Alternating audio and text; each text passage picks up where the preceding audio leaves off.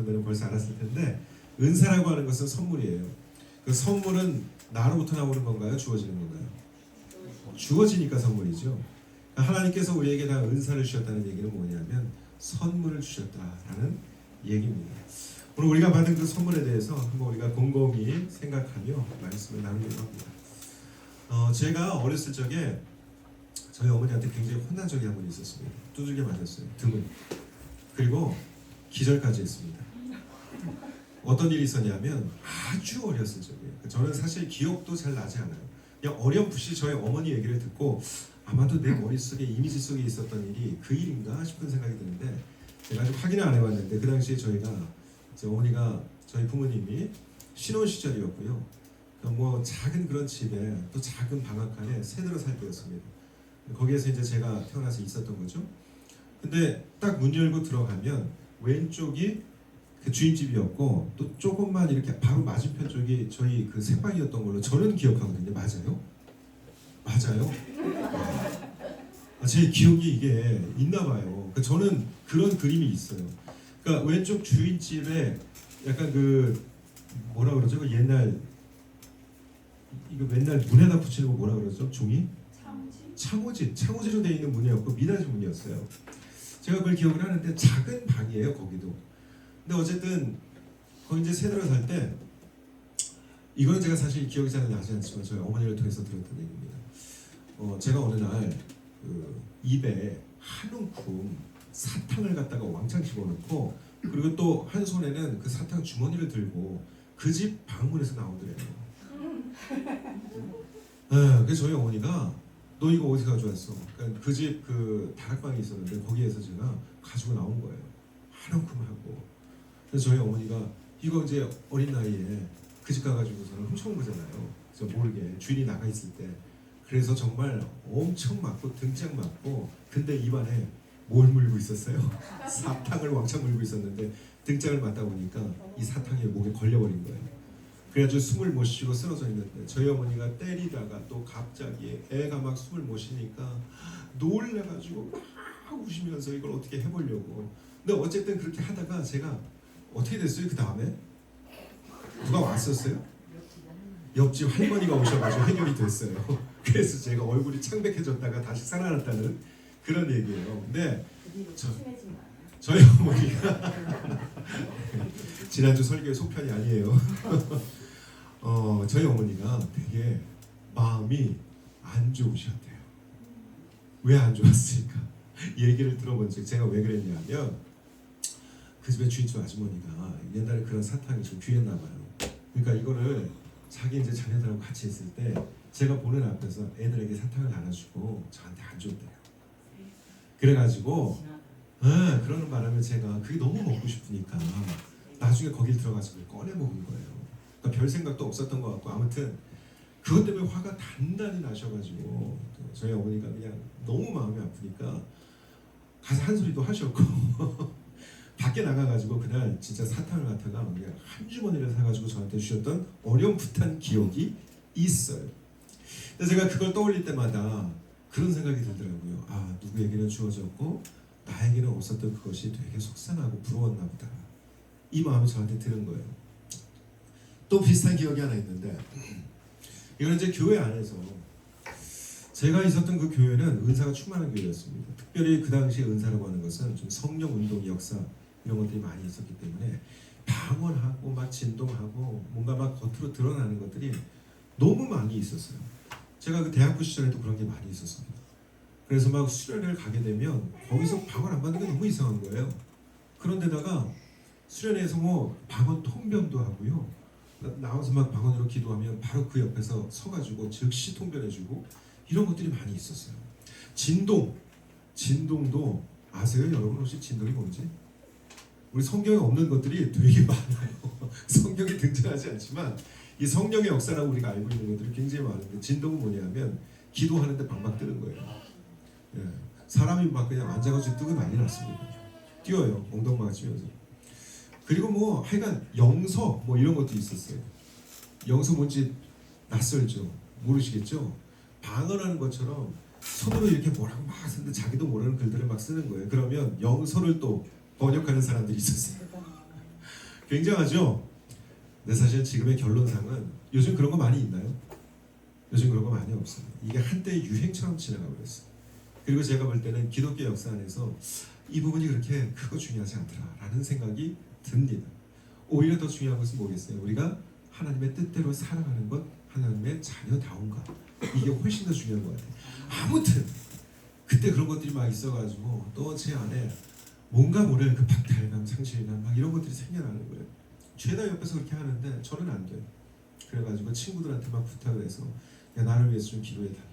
그래서 어느 날 금요일 날 막 모여가지고요, 밤새 우리들끼리 철회하면서 저를 붙들고, 또 그때는 안찰이라는 것도 있습니다. 안찰이 뭔지 알아요? 모르겠죠? 너무 생소하죠? 네, 이게 다 지나가서 지금 우리가 잘 쓰지 않아. 안찰은 때리면서 기도하는 거예요. 네, 그게 또 효과가 좋다 그래가지고 그래서 막 아픈 부위가 있으면 거기를 막 때리기도 하고, 이게 부작용은 아픈데 때려가지고 잘못되는 경우들도 있었고요, 예전에. 근데 아무튼 저를 막 무릎 꿇고 앉혀놓고서는 친구들이 또 애정이 얼마나 많겠어요. 저 등짝을 때려가면서 막 기도하고 아무리 해도 안 돼. 그래서 제가 그 마음의 상실감이 너무 컸어요. 왜 나는 못하는가. 그러다가 이제 수련회 가가지고 거기에서 정말 아무 생각 없이 모든 걸 내려놓고 기도하는데, 저도 그냥 모르겠지만 목사님이 오셔가지고 야, 너 방언한다 그러는 거예요. 저는 몰랐어. 인지가 안 되더라고. 근데 나중에 보니까 제가 진짜 모르는 그런 언어들을 이렇게 기도하는 걸 봤어요. 오히려 다 내려놓으니까 그냥 필요해서 그랬는지, 아니면 제가 너무 거기에 매이니까 하나님이 매일 것은 아니고 그러나 내가 너에게 줄 수 있어, 어떤 이런 사인이었는지 저에게 그냥 자연스럽게 흘러 들어왔던 것을 기억을 합니다.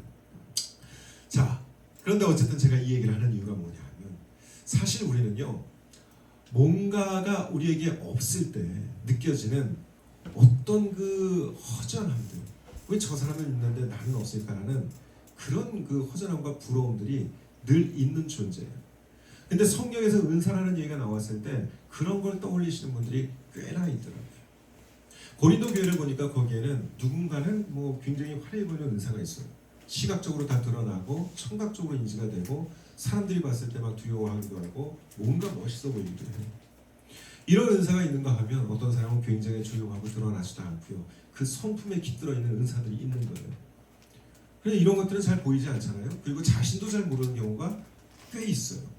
이러다 보니까 그 교회 안에서 누군가 드러나는 은사를 가지고 있는 사람들은 약간 우러러 보이고, 또 그렇지 않은 사람들은 나는 아무것도 없나 보다, 하나님이 나를 왜 이렇게 그냥 아무것도 없는 사람으로 만드셨을까, 이런 어떤 패배감, 이런 것들 안에 막 있는 거예요, 젖어서.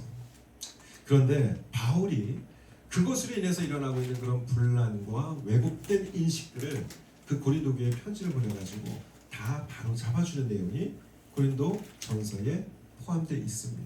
그것만 들어있는 내용은 아닙니다. 자, 이 얘기를 하는 이유가 뭐냐면, 여러분 아까 우리가 은사를 뭐라 그랬죠? 선물이라고 했습니다. 그 선물이 누구에게 주어졌을까요? 은사 못 받으신 분들 좀 손 들어보세요. 나는 은사가 없다. 어떻게 손을 안 대지? 그런 생각을 해본 적이 없어요? 나 은사가 없는 것 같은데, 하나님이 주신 게 아무것도 없는 것 같은데. 그러면 다 있다고들 생각하는 거죠. 맞아요? 아, 진짜 아멘이신 거죠? 네. 이거는 여러분들이 맞다고 얘기하든 아니라고 얘기하든 상관이 없어요. 모든 사람에게 하나님은 은사를, 선물을 주셨습니다.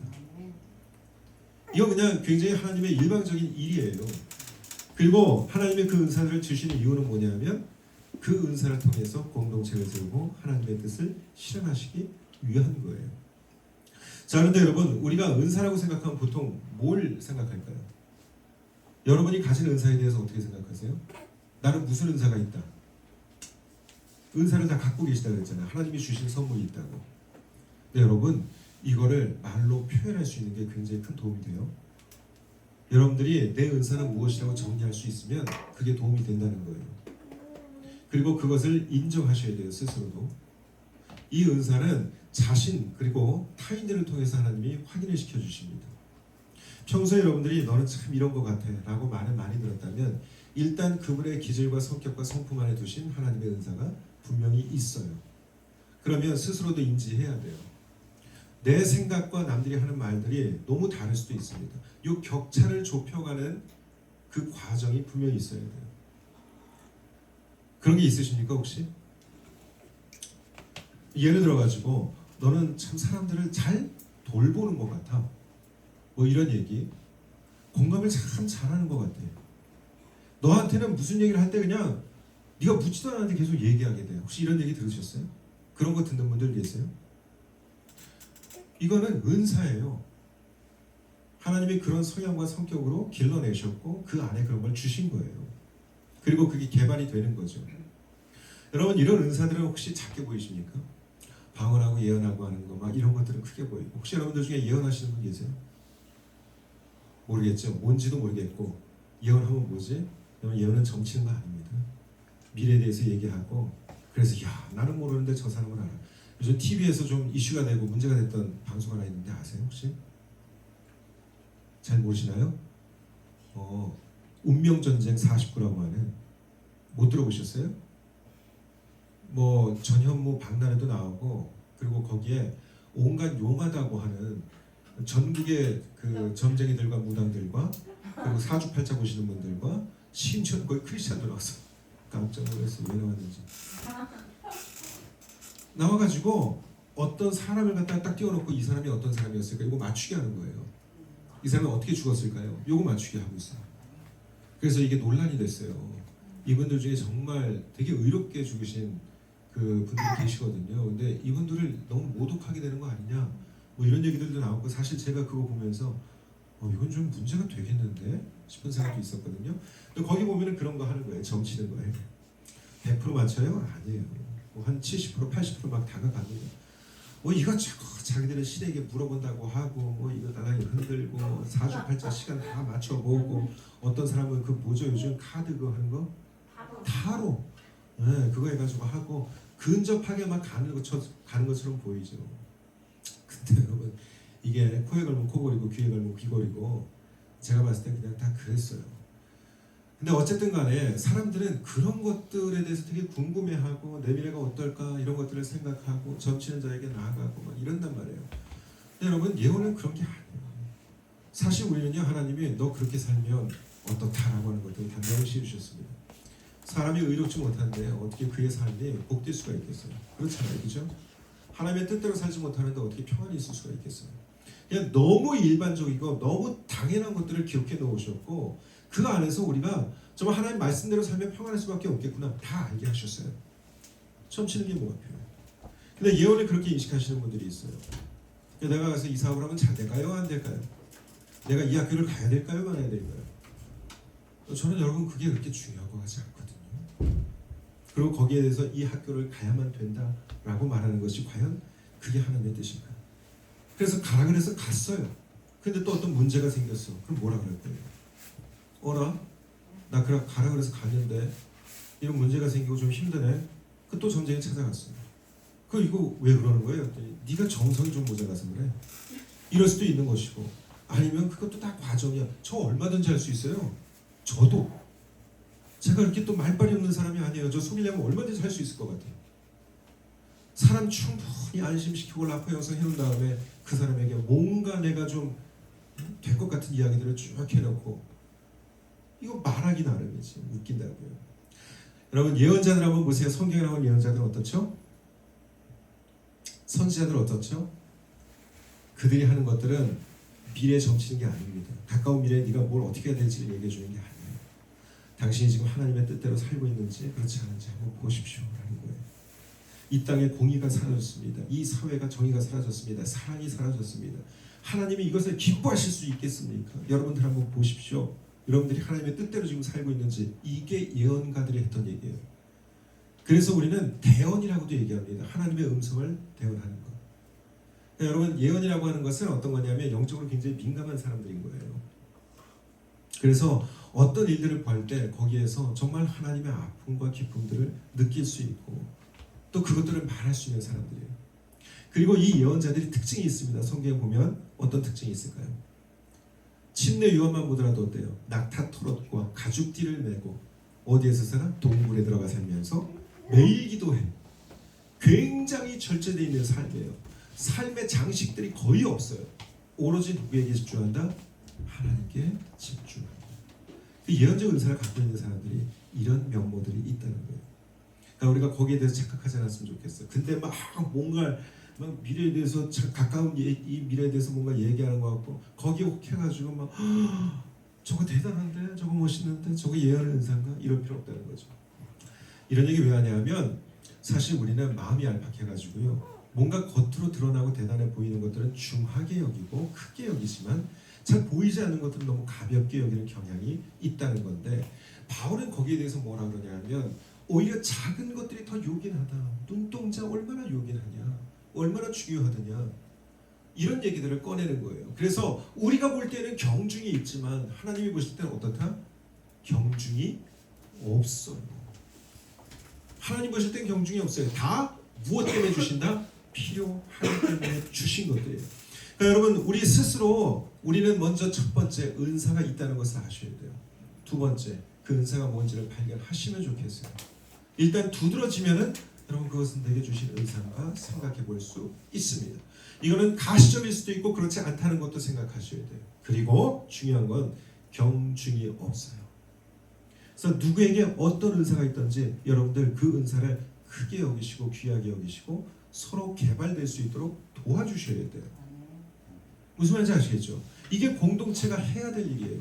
누군가에게 너무 좋은 게 있고 그게 공동체를 살릴 수가 있고 그게 도움이 되고 그게 하나님의 나라를 이 땅 가운데 실현하는데 너무 잘 쓰일 수 있을 것 같아. 야, 너 그게 있다 너한테.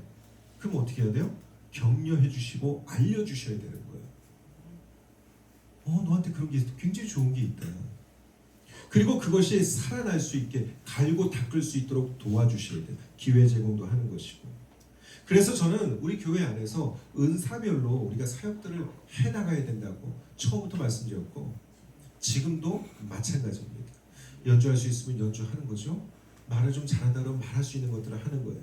뭔가 사람들 앞에 나서가지고 리더십, 앞에서 이끌고 가는 걸 좋아해요. 그리고 잘 해내. 그러면 그런 일들을 감당하는 거죠. 나는 팔로우십에 굉장히 탁월하다. 그래서 뭐 이렇게 막 나갈 때 주변에서 챙기고 탁탁탁 채우고 이런 거 너무 잘해요. 그러면 그 일들을 해주시는 거예요. 이게 우리가 은사대로 하는 거예요. 자, 첫 번째 우리가 고린도전서 12장에 받고 은사는 다양하다는 것을 알았고 경중이 없다는 사실을 알았어요. 두 번째는 로마서의 말씀이었는데 거기에서는 여러분 뭐라 그랬습니까? 역시 비슷한 거예요. 받은 은사들을 사용하라고 단호하게 이 바울이 얘기하는 것을 보게 됩니다. 사람들이 나는 왜 더 받지 못했나, 나에게 왜 더 없나 이런 거에 빠져가지고 자기에게 주어진 은사를 제대로 사용하지 못하고 실망감에 빠져있고 오히려 묻어두는 경우들이 있어요. 이거는 하나님 뜻이 아닙니다. 일단 그 작게 보고 별로 없다고 생각하는 것 자체도 문제지만 그런 마음 때문에 그냥 묻어두고 회피하고 난 뒤에 가 있고 이것도 문제라는 거예요. 은사는 경중이 없지만 중요한 건 충성도는 달라요. 우리 하나님 앞에 충성된 청지기가 되어야 되고 하나님이 주신 것들을 충성스럽게 사용하는 자들이 되어야 합니다. 각기 은사는 다르지만 내가 얼마나 충성스럽게 활용을 했는지의 문제는 이 하나님 앞에서 달라질 수 있다는 거예요. 숨겨둘 일이 아니에요. 달란트도 받은 거 보면은 1달란트, 2달란트, 5달란트 어땠어요? 한 사람은 그냥 묻어두잖아요. 우리가 한번 살펴봤으면 좋겠어요. 나는 하나님이 주신 것들이 있고 이것이 분명 공동체 안에 기여할 수도 있고 쓰임받을 수 있는 부분인데 내가 이거를 묻어두고 게을리하고 활용하지 않지는 않았었는가. 제가 여러분 제가 노래 좀 합니까? 네, 노래 좀 하죠. 예, 제가 봤을 때 저 이거 인정하는 거 되게 힘들었거든요. 왜냐하면 모르겠어요. 제가 그 자라온 배경이 제가 어땠는지는 모르겠지만 나이에 대해서 내가 갖고 있는 건 난 이런 거 있어요 말하는 게 너무 안 되는 사람이에요. 근데 나중에 이제 저도 자라가면서 뭐 이런저런 얘기들도 듣고 상담도 이제 사람들 통해 가지고 받기도 하고 여러 사람들의 의견 들으면서 아 그게 아니구나, 뭐가 있고 객관적으로 많이 들었다면 제가 그런 거는 좀 있는 것 같습니다 라고 얘기해도 괜찮고 또 그 일을 활용해 가지고 뭔가 해야 될 수도 있겠구나 이런 생각을 한 게 그렇게 뭐 오래되지 않았어요. 제가 청년의 시절 좀 지나가지고 겨우겨우 그게 됐던 것 같아요.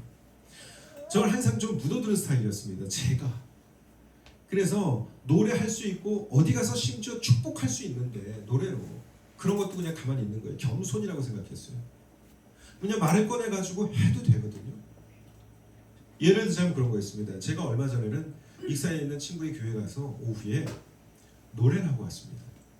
제가 친구한테 얘기했어요. 친구야, 한 3년 전부터 자꾸 하나님 마음에 부어주시는 게 있고 그래서 내가 가만히 있으면 안 될 것 같은데 그 교회가 작은 교회예요. 니네 교회 성도들도 적고 뭐 우리처럼 이렇게 좀 아담하고 분위기 좋고 서로 다 알고 너무 좋은 그런 교회고 내가 되게 친근함을 느끼는데 여기서 오후에 내가 노래하면서 축복해도 괜찮니? 너 괜찮다고 하면 내가 올게. 그래서 진짜 갔어요. 오후에 가서 거기서 노래하고 축복하고 메시지 짧게 전하고 했는데 그 중에 이제 뭐 어떤 사람은 때가 그런 때였는지 그 노래 속에서 감동이 있어가지고 울기도 하고 그게 이제 목사님 딸이었는데 그러면서 나름 그 안에 어떤 역사들이 분명히 있었거든요. 근데 친구가 딱 끝나고 나서 저한테 하는 얘기가 야 나는 네가 노래 뭐 와가지고 한다 그래가지고 그냥 메시지 좀 전하고 뭐 노래 그냥 한두 곡 이렇게 하면서 그런 시간을 달라고 나한테 얘기하는 건 줄 알았어. 근데 야, 1시간 동안 너 찬양 듣고 난 네가 노래 그렇게 하는 사람인지도 몰랐다. 근데 너무 좋더라. 그리고 이거 무슨 선물 같았어. 이런 얘기를 하는 거예요. 그래서 제가 생강청도 얻어먹고 근데 그 말을 들으면서 그런 생각 들었어요. 이게 활용되어질 때 누군가에게는 굉장히 따뜻한 선물로 다가올 수도 있는 거구나. 내가 써야 되는 거구나. 네, 은사. 이게 이제 자칫하면은 뭐 예전에 제가 이제 목회 사역하면서 사실 찬양 사역하는 사람들 보면은 이게 내 생활을 위한 것이냐 아니면 정말 하나님께서 내게 주신 것을 활용하는 것이냐 여기에서 막 딜레마에 빠져가지고 힘들어하는 경우들이 있어요. 뭐 저는 그럴 필요는 없는 것 같아요. 그래서 그냥 요즘도 만나면 뭐 그런 거 필요한 거 있으면 그냥 언제든 불러 얘기해. 내가 갈 수 있어. 그런 얘기 하고 다닙니다. 여러분들도 마찬가지예요. 하셔야 되는 거예요. 활용하세요. 주셨는데 왜 안 써요? 써야죠. 잘 쓰는 게 중요한 거예요. 충분히 활용하십시오. 남주경 형제님 목소리 너무 좋잖아요. 목소리 활용하십시오. 지금 여기에서 우리가 통독하고 있잖아요. 네, 할 수 있는 게 너무 많아요. 자, 세 번째 마지막 짧게 얘기하겠습니다. 하나님이 이런 은사를 우리에게 주신 이유는 뭘까요? 첫 번째 공동체 세우는 겁니다. 모인이 공동체를 세워나가기 위해서 단단하게 건강하게 또 다양한 모습으로 세워나가기 위해서 하나님의 은사를 주셨다는 거예요. 이 다채로운 은사들이 모여가지고 굉장히 아름답게 한 공동체가 이루어질 수 있는 거예요. 무슨 말인지 아시죠, 여러분? 그래서 우리는 이 은사들을 공동체가 건강하고 아름답고 잘 돌아갈 수 있도록 서로가 격려가 되고 힘이 될 수 있도록 활용하시는 겁니다. 그리고 두 번째는 뭐예요? 하나님의 뜻을 실현하는 거예요. 교회는 어떻다 그랬어요? 교회는 내부적으로는 사랑의 공동체요. 말씀이 이루어지는 공동체가 되어야 되는 것이고 이것만 역할이 아니에요. 우리가 모인 이유는 뭐예요? 나가기 위해서 모인 거예요. 뭐죠? 우리 이 지역사회에 또 우리 주변의 사람들에게 영향을 끼쳐야 되는 거예요. 하나님이 우리에게 주신 사랑과 공의의 그런 하나님의 모습, 예수님께서 제자들과 함께 있을 때 보여주신 모습, 그리고 증거하신 하나님의 나라, 그것을 우리가 나가서 나타내고 가르쳐줘야 된다는 거죠. 은사는 그렇게 쓰여야 되는 겁니다. 오늘 우리가 세 가지 얘기했습니다. 경중에 대해서 여러분들 착각과 오해를 왜곡된 마음을 버리십시오. 나에게 너무 귀한 걸 주셨습니다. 두 번째 뭐예요? 활용하세요. 충성스럽게 활용하십시오. 주신 거 가만히 묻어두고 있으면 우리는 정말 불충한 자들이 될 수 있다는 거예요. 세 번째 뭡니까? 공동체를 위해서 또 지역사회와 여러분 밖으로 우리가 나아가 하나님을 증거하는 길에 이 은사들을 사용하시길 바랍니다. 우리